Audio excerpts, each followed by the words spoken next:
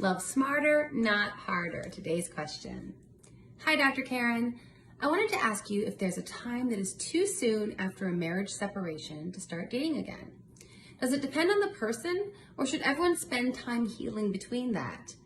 Not sure if you talk about that anywhere already. Thanks.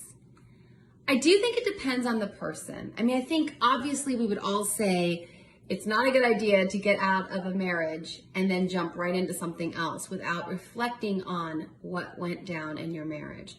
And yes, it takes two to tango. So no matter how horrible your ex was, there was a part that you played in the dynamics of your relationship.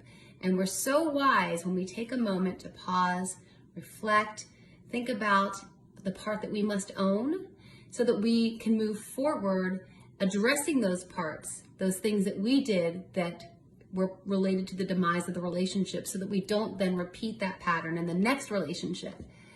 That being said, I don't think there's a set time.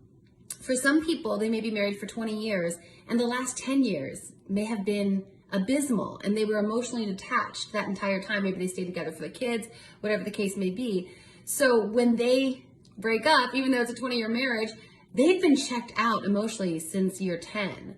So they might be better prepared than someone who was married for even a shorter amount of time and has even spent more time single after the marriage. It's hard to compare. Really, everyone's situation is different.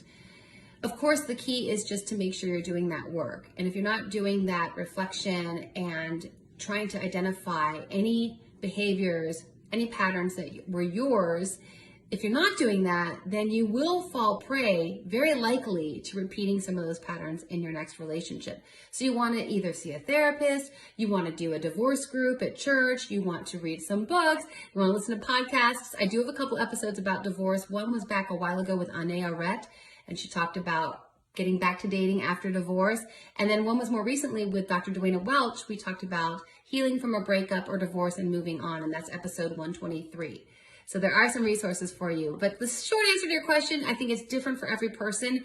The part that is the same for every person is to make sure that we are doing our best to be very, very honest with ourselves and to resist pointing the finger and blaming our partner for everything. I'm sure your partner played their part, but being sure to be very mindful of what part we played so that we can then be sure to move forward and step toward health and healing and wholeness and step toward a better relationship next time.